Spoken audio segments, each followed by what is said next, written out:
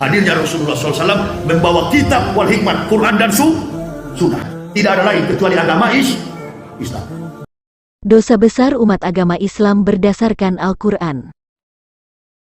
Dosa besar manusia adalah apabila ia berpaling dari Sang Pencipta, yaitu Tuhan semesta alam, kepada ilah lain. Jika seseorang telah berpaling kepada ilah lain, tentu ia akan mengabaikan perintah-perintah Tuhan semesta alam yang telah disampaikan melalui para nabi. Berikut ini saya akan memberikan penjelasan beserta dalil-dalilnya berdasarkan ayat-ayat Al-Quran. Pertama, memalsukan Tuhan semesta alam dengan ilah lain yang dibungkus dengan kisah-kisah para nabi dari Bani Israel. Pada mulanya Muhammad berkeinginan supaya kaumnya yang tinggal di Mekah dan sekelilingnya beroleh petunjuk dan kabar gembira dari Tuhan semesta alam yang telah menyatakan diri melalui para nabi dari Bani Israel. Dan Muhammad menginginkan supaya orang-orang Mekah meninggalkan Tuhan-Tuhan yang mereka muliakan di Ka'bah melalui berhala-berhala Hubal, Al-Lata, Al-Uzza, Al-Manat dan ratusan berhala lainnya. Hal ini dapat dilihat di dalam Al-Quran yang banyak memberitakan tentang nabi-nabi dari Bani Israel, berita tentang Isa Al-Masih, Yakub, Ishak, Ibrahim, Nuh, hingga Adam, dan Al-Quran memerintahkan supaya mengikuti petunjuk mereka. Di dalam Al-Quran sangat jelas diakui bahwa tidak ada Tuhan melainkan Tuhan yang dipercayai oleh Bani Israel. Silahkan baca Quran Surah Yunus ayat 90, Quran Surah Taha ayat 14. Tuhan seluruh alam adalah Tuhan Musa dan Harun. Silahkan baca Quran Surah Al-A'raf ayat 121-122, Quran Surah Asy-Syu'ara ayat 47-48 dan Quran Surah Al-Qasas ayat 30. Muhammad dan pengikutnya beriman kepada Taurat dan Injil dan Tuhannya satu. Silahkan baca Quran Surah Al-Ankabut ayat 46. Agama Tauhid adalah agama yang mengajarkan Isa sebagai tanda kebesaran Allah bagi seluruh alam. Quran Surah Al-Anbiya ayat 91-92 dan Quran Surah Al-Mukminun ayat 50-52. Isa Al-Masih adalah Tuhan. Quran Surah An-Nisa ayat 171-174, Quran Surah At-Taubah ayat 31, Quran Surah Az-Zukhruf ayat 61, Quran Surah Ali Imran ayat 45, dan lain-lain. Dan Al-Quran sendiri mengatakan bahwa Muhammad menolak menyembah apa yang disembah oleh kaum Quraisy, Tuhan leluhurnya. Di Quran Surah Al-Mu'min ayat 66 dikatakan, "Katakanlah Muhammad, sungguh, aku dilarang menyembah sembahan yang kamu sembah selain Allah, setelah datang kepadaku keterangan-keterangan dari Tuhanku, dan aku diperintahkan agar berserah diri kepada Tuhan seluruh alam." Maksud dari keterangan-keterangan dari Tuhanku adalah petunjuk yang ada di dalam Taurat dan Injil. Di Quran Surah Al-An'am ayat 56 dikatakan, "Katakanlah Muhammad, aku dilarang menyembah Tuhan-Tuhan yang kamu sembah selain Allah. Katakanlah, aku tidak akan mengikuti keinginanmu. Jika berbuat demikian, sungguh tersesatlah aku, dan aku tidak termasuk orang yang mendapat petunjuk." Dan Quran Surah An-Najm ayat 23 juga mengatakan, "Itu, Al-Lata, Al-Uzza, dan Al-Manat, tidak lain hanyalah nama-nama yang kamu dan nenek moyangmu mengada-adakannya. Allah tidak menurunkan suatu keterangan apapun untuk menyembahnya.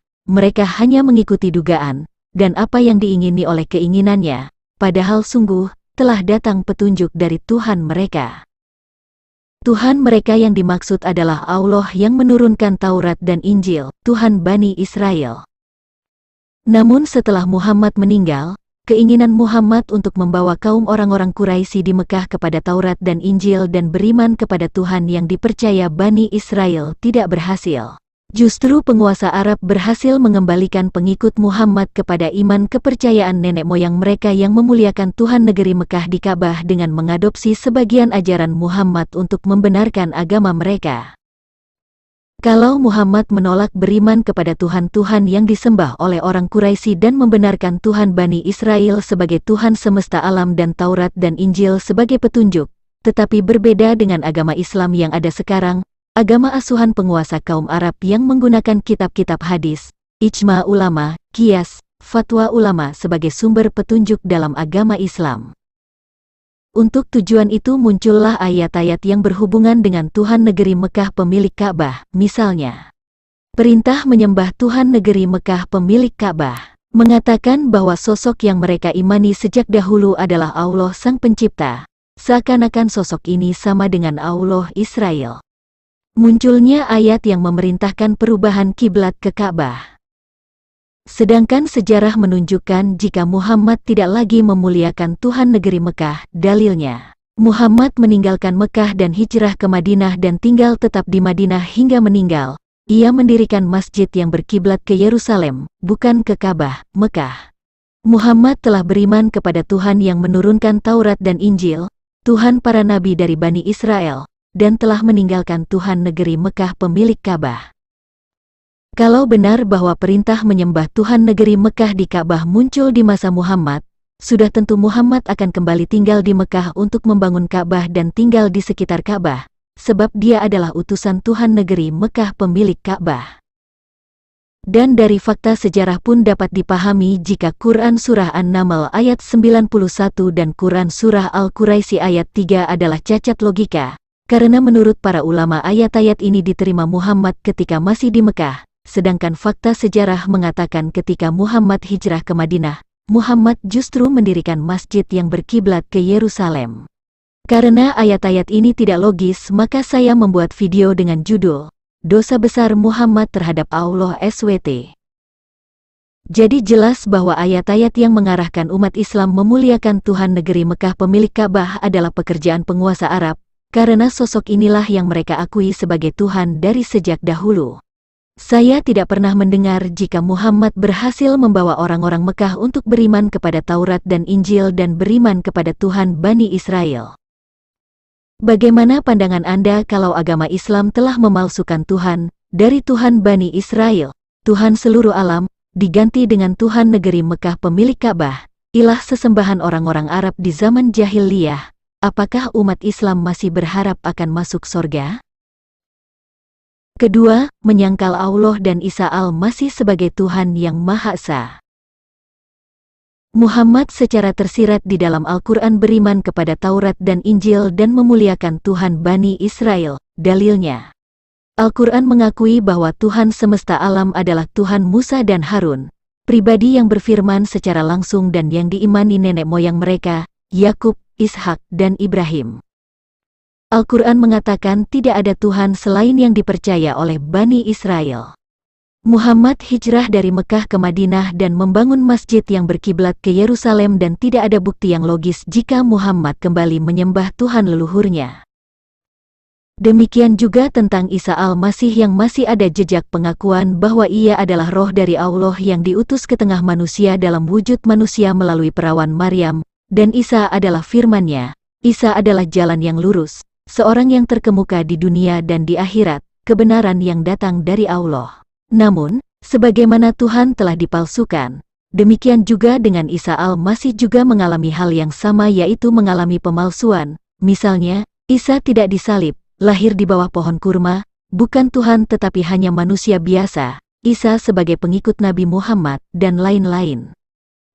Bahkan ada ayat-ayat yang mengatakan bahwa telah kafirlah mereka yang mengatakan jika Isa al-Masih adalah Allah, sedangkan Al-Quran sendiri mengatakan membenarkan kitab-kitab sebelumnya dan isi Al-Quran itu disebut di kitab-kitab sebelumnya.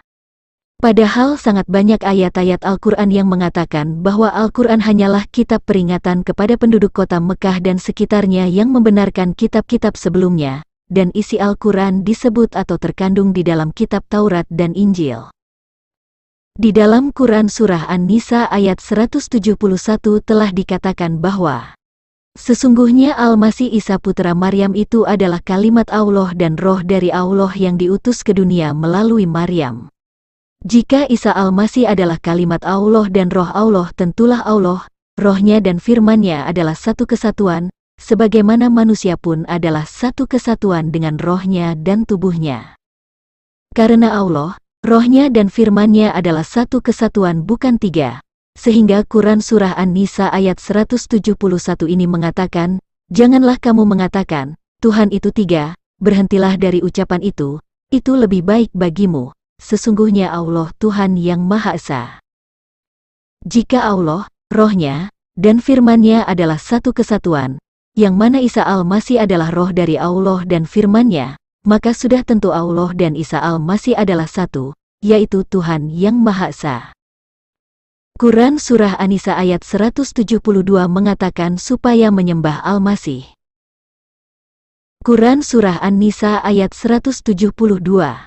Al-Masih sama sekali tidak enggan menjadi hamba Allah, dan begitu pula para malaikat yang terdekat kepada Allah, dan barang siapa enggan menyembahnya dan menyombongkan diri, maka Allah akan mengumpulkan mereka semua kepadanya. Ayat ini adalah berita tentang Al-Masih, bukan pribadi yang lain, sehingga kata gantinya pada kata menyembahnya adalah pribadi yang diberitakan di ayat ini, yaitu Al-Masih. Al-Masih disebut sama sekali tidak enggan menjadi hamba Allah adalah karena di ayat 171 sudah dikatakan jika Isa Al-Masih itu adalah roh dari Allah dan Firman-Nya, sedangkan roh Allah, Firman Allah dan Allah itu adalah satu, Esa. Namun oleh ulama orang Arab makna ayat ini dibelokkan, karena mereka memuja ilah lain yang berkuasa di Mekah dan sekelilingnya, ilah pemilik rumah Ka'bah. Quran Surah At-Taubah ayat 31 mengakui bahwa Allah dan Isa adalah Tuhan yang Maha Esa. Quran Surah At-Taubah ayat 31. Mereka menjadikan orang-orang alim dan rahib-rahibnya sebagai Tuhan selain Allah dan Al-Masih putra Maryam, padahal mereka hanya disuruh menyembah Tuhan yang Maha Esa, tidak ada Tuhan selain Dia, Maha Suci Dia dari apa yang mereka persekutukan. Mengapa disebut selain Allah dan Al-Masih putra Maryam? Mengapa bukan selain Allah saja? Tentu jawabannya adalah karena Isa Al-Masih dan Allah itu adalah satu, yaitu Tuhan yang Maha Esa. Kalimat selain Allah dan Al-Masih putra Maryam menunjukkan jika Allah dan Al-Masih adalah satu kesatuan, sebab Al-Masih sendiri adalah roh dari Allah dan Firman-Nya. Dan maksud dari ayat ini adalah tidak ada Tuhan yang lain selain Allah dan Al-Masih Isa putra Maryam. Akan tetapi para penafsir agama Islam berusaha memisahkan Al-Masih putra Maryam dari Allah, supaya ayat ini seakan-akan hanya mengatakan selain Allah saja. Walaupun umat Islam berusaha memisahkan Al-Masih putra Maryam dari Allah pada kalimat selain Allah dan Al-Masih putra Maryam, tetap tidak akan bisa. Sebab Al-Masih pada kalimat itu tidak berdiri sendiri sebagai kalimat dan bukan bagian dari kalimat berikutnya. Jadi sangat jelas jika Quran Surah At-Taubah ayat 30-31 mengakui jika Allah dan Al-Masih putra Maryam adalah Tuhan yang Maha Esa, bukan pribadi lain yang dipersekutukan. Jika Quran Surah At-Taubah ayat 30 menolak Isa Al-Masih disebut anak Allah, adalah karena pemahaman Al-Quran tentang anak adalah karena seseorang itu memiliki istri lalu memiliki anak. Quran Surah Az-Zukhruf ayat 61 secara tersirat mengakui jika Isa adalah Allah. Di Quran Surah Az-Zukhruf ayat 61 dikatakan jika Isa memiliki pengetahuan tentang hari kiamat, sedangkan pengetahuan tentang hari kiamat hanya Allah. Sebab kata la ilmun pada kalimat wa innahu la ilmun li sa'ati falatamtaruna biha wa tabi'uni haza sirotun mustaqimun di Quran Surah Az-Zukhruf ayat 61 artinya adalah ilmu atau mengetahui. Tetapi ulama Islam berusaha menghilangkan kesan jika Isa memiliki pengetahuan tentang hari kiamat, sebab jika Isa diakui memiliki pengetahuan tentang hari kiamat berarti Isa adalah Allah. Sehingga dalam terjemahan baru, kata la ilmun diterjemahkan menjadi tanda, sehingga sifat ilahi dari Isa Al-Masih menjadi tidak kelihatan. Di Quran Surah Ali Imran ayat 45 pun sudah dikatakan jika Al-Masih adalah sebuah kalimat dari Allah, seorang yang maha tinggi, sebab ia adalah seorang yang terkemuka di dunia dan di akhirat.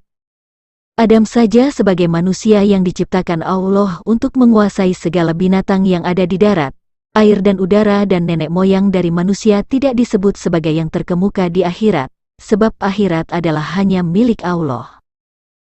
Ingat, Quran Surah Yunus ayat 94 memerintahkan supaya bertanya kepada para pembaca kitab sebelumnya, bukan bertanya kepada ulama Islam yang tidak paham Taurat dan Injil.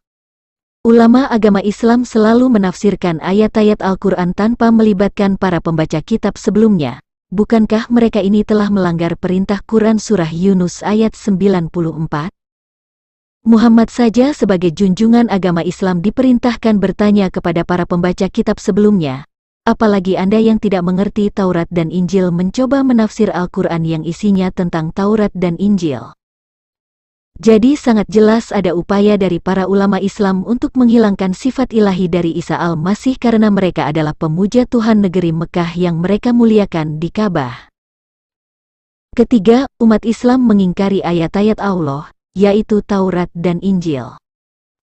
Yang disebut ayat-ayat Allah adalah kitab-kitab sebelumnya, yaitu kitab Taurat dan Injil. Sedangkan Al-Quran adalah kitab peringatan untuk membenarkan kitab Taurat dan Injil kepada penduduk kota Mekah dan sekelilingnya. Muhammad melalui Al-Quran mengakui bahwa Taurat dan Injil adalah petunjuk dan rahmat dari Tuhan yang memberikan penjelasan yang sempurna tentang yang benar dan yang salah. Dan Al-Quran mengatakan jika Muhammad dan pengikutnya telah beriman kepada Taurat dan Injil dan beriman kepada Tuhan para ahli kitab.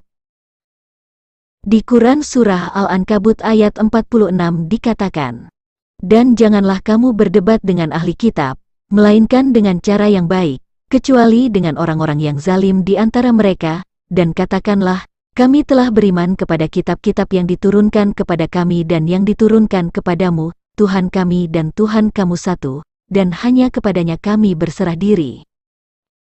Quran Surah Al-Baqarah ayat 136, katakanlah, kami beriman kepada Allah dan kepada apa yang diturunkan kepada kami, dan kepada apa yang diturunkan kepada Ibrahim, Ismail, Ishak, Yakub dan anak cucunya, dan kepada apa yang diberikan kepada Musa dan Isa serta kepada apa yang diberikan kepada nabi-nabi dari Tuhan mereka. Kami tidak membeda-bedakan seorang pun di antara mereka, dan kami berserah diri kepadanya. Quran Surah Ali Imran ayat 84, katakanlah Muhammad, kami beriman kepada Allah dan kepada apa yang diturunkan kepada kami dan yang diturunkan kepada Ibrahim, Ismail, Ishak, Yakub, dan anak cucunya, dan apa yang diberikan kepada Musa, Isa dan para nabi dari Tuhan mereka. Kami tidak membeda-bedakan seorang pun di antara mereka dan hanya kepadanya kami berserah diri. Dan Al-Quran memerintahkan supaya penduduk Mekah dan yang ada di sekitarnya mengikuti petunjuk dari para nabi dari Bani Israel, bukan mengikuti petunjuk ulama-ulama Arab yang tidak mengerti kitab-kitab sebelumnya. Quran Surah Al-An'am ayat 90, mereka itulah para nabi yang telah diberi petunjuk oleh Allah, maka ikutilah petunjuk mereka. Katakanlah Muhammad, aku tidak meminta imbalan kepadamu dalam menyampaikan Al-Quran. Al-Quran itu tidak lain hanyalah peringatan untuk segala umat seluruh alam. Yang dimaksud dengan mereka di sini adalah para nabi dari Bani Israel. Sehingga ayat ini memerintahkan supaya Muhammad dan pengikutnya mengikuti petunjuk dari para nabi dari Bani Israel. Dengan demikian, berdasarkan ayat-ayat tersebut bukankah seharusnya umat Islam menjadikan Taurat dan Injil sebagai sumber hukum agama Islam sedangkan Al-Quran hanya sebagai kitab peringatan untuk itu? Di Quran Surah An-Nisa ayat 150-151 dikatakan, sesungguhnya orang-orang yang ingkar kepada Allah dan Rasul-Rasulnya, dan bermaksud membeda-bedakan antara keimanan kepada Allah dan Rasul-Rasulnya, dengan mengatakan, kami beriman kepada sebagian dan kami mengingkari sebagian yang lain, serta bermaksud mengambil jalan tengah. Merekalah orang-orang kafir yang sebenarnya, dan kami sediakan untuk orang-orang kafir itu azab yang menghinakan. Dan yang menjadi sumber ajaran agama Islam yang sekarang adalah kitab hadis yang tidak jelas sumbernya, sebab isi kitab hadis hanyalah sebuah klaim yang tidak dapat dibuktikan apakah benar isinya adalah perkataan Muhammad yang diceritakan secara turun-temurun. Selain itu ada yang disebut sebagai qiyas, ijma ulama, fatwa ulama, dan lain-lain yang merupakan tafsir dan karangan manusia. Padahal di Quran Surah Al-A'raf ayat 3 telah dikatakan, ikutilah apa yang diturunkan kepadamu dari Tuhanmu, dan janganlah kamu ikuti selain Dia sebagai pemimpin, sedikit sekali kamu mengambil pelajaran. Oleh karena itu, apakah agama Islam layak disebut sebagai jalan keselamatan manusia kepada Allah?